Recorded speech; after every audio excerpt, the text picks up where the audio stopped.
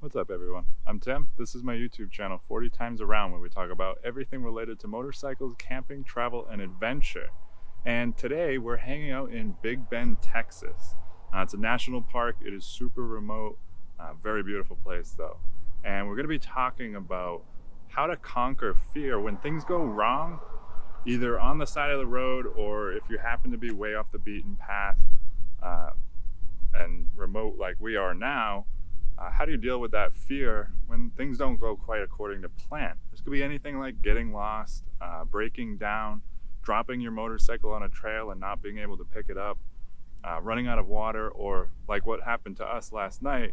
My friend Bob and I were camping out and we got surrounded by thunderstorms, and we've been warned the entire time we've been in this park that we could see hail the size of grapefruits. We've seen the evidence of that in damage to vehicles, broken windshields, and everything else. So we definitely did not want to run into that.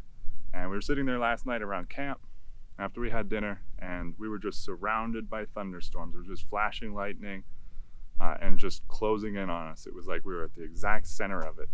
And there was a lot of time to think about how we're going to handle this. What are we going to do? What if this happens? What if that happens? And I felt the fear creeping in.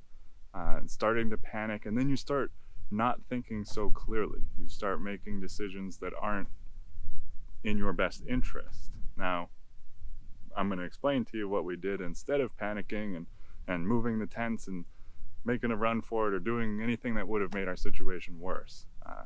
Turns out, long story short, we made it through. It was just a thunderstorm, some pretty torrential rains, but no hail, luckily.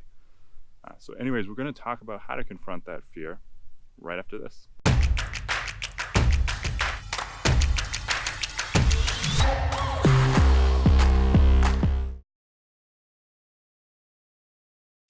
So believe it or not, this is such a common problem that there's a term to describe the panic that sets in a survival situation that would make an otherwise rational person behave irrationally. The term is called woods shock, and in some cases this can actually mean the difference between life and death. So this is pretty important stuff. So you really do want to learn how to conquer that fear, act calmly and rationally, even in a survival situation. Now this term dates back to 1873. And believe it or not, this confusion can take over even the most competent of survivalists. It can cause a loss of spatial orientation. So in other words, if you're already lost and this sets in, you're going to end up even more lost. And like I said, it does cause irrational behavior. Now, if you happen to find yourself in a survival situation, try to remember the acronym STOP. Stop, think, observe, and plan. I've been in over my head and a little too deep in adventure more times than I care to remember. And I definitely don't recommend doing that. It can create a very dangerous situation. So this acronym is going to help you once you recognize that you may be starting to panic in a situation, and it gives you a way to kind of calm yourself down. Stop means sit down, try to slow your breathing, and realize that you're not in immediate danger. Of course, this means if you're not actually in immediate danger. If you are, you should be acting and reacting to the situation. But just assuming you're lost, or your bike broke down, or maybe your bike fell over and you can't pick it up and you're on a remote trail. You just want to stop, sit down, try to slow your breathing, and remain as calm as possible. Next is think. Now, once you've calmed yourself down, start thinking about the situation and what you can do about it. This is going to be a lot easier once you've calmed yourself down and you can start analyzing rationally the situation that you're in. Next up is observe. Take in the terrain around you and try to figure out what you have and don't have to face the situation.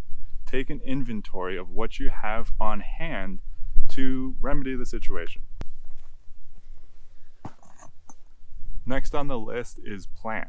This is when you're going to come up with a strategy. What is the next move? How are you going to get yourself out of this situation? And don't be afraid to get creative here.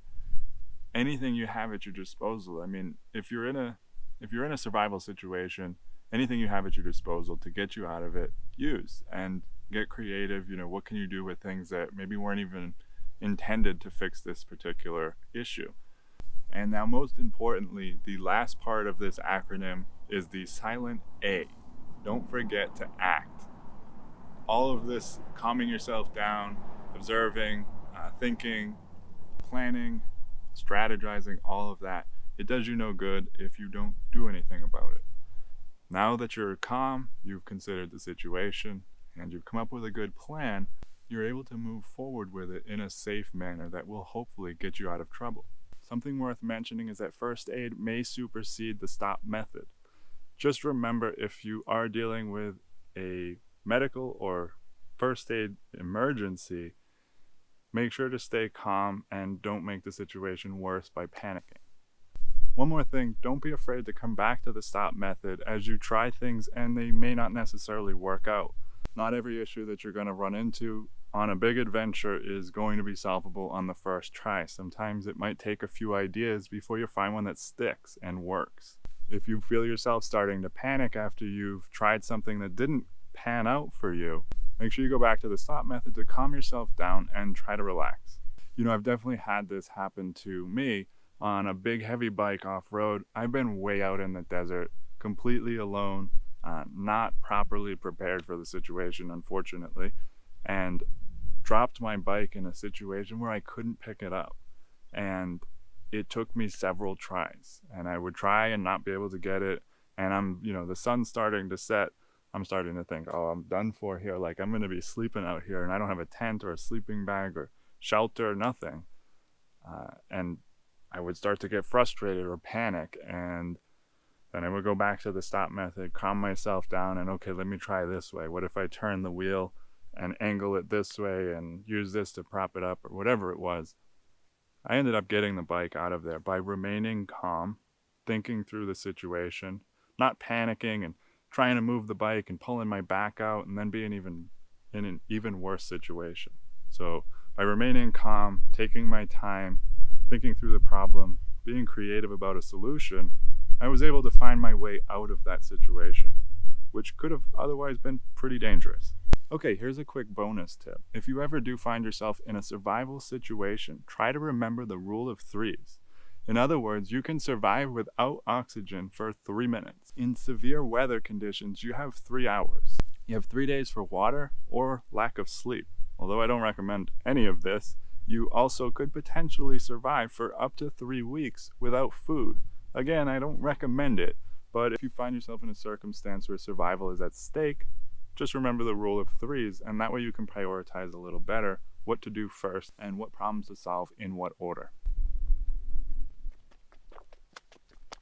That about wraps it up for me. It's time for me to go find some cold water. It is super hot out here right now.